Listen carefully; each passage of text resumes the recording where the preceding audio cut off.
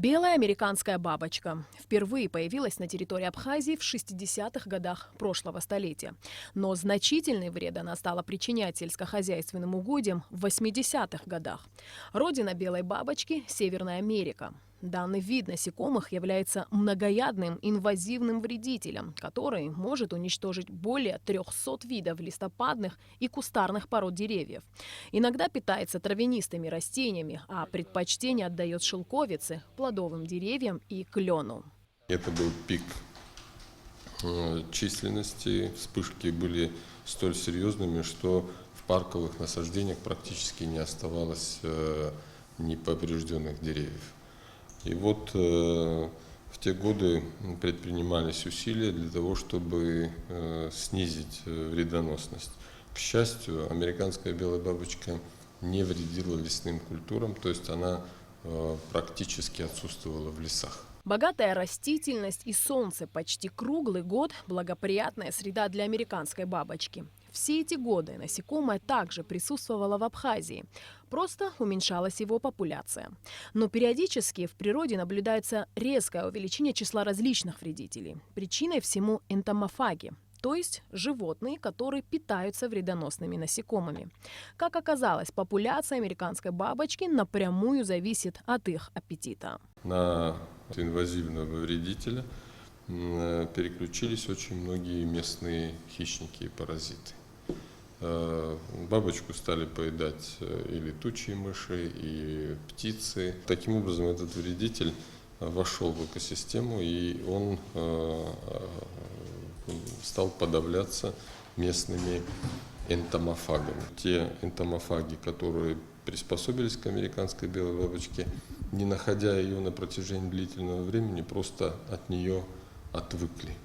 Они перестали ее узнавать.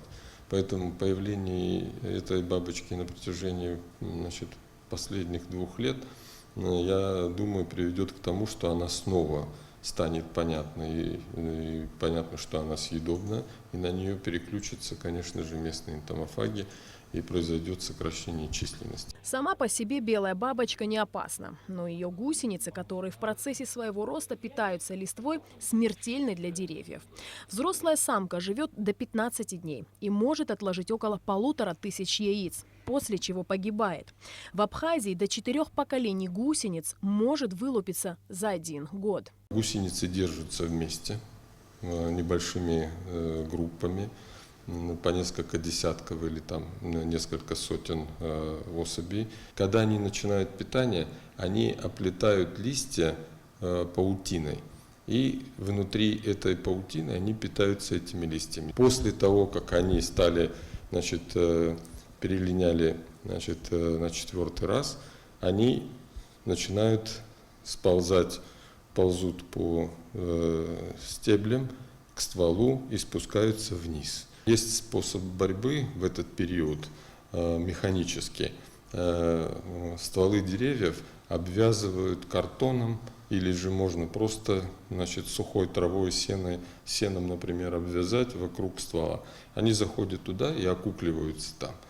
И в этот момент, когда они окуклились, можно потом это все снять и сжечь. Как отмечают специалисты, в этом году очаги распространения вредителя обнаружены во всех районах страны.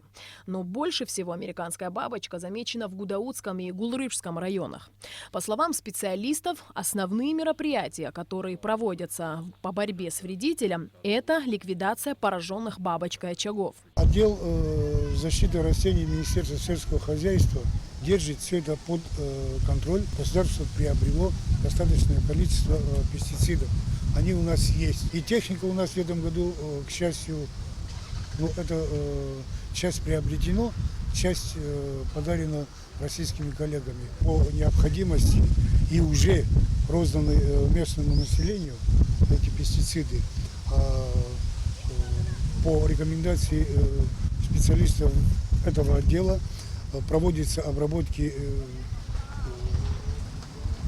древесных насаждений, где поражены американская бабочка. К началу осени в Абхазии ожидается еще большее увеличение популяции белой американской бабочки. Поэтому специалисты рекомендуют при обнаружении на своем участке насекомого вредителя сразу уничтожить очаг поражения.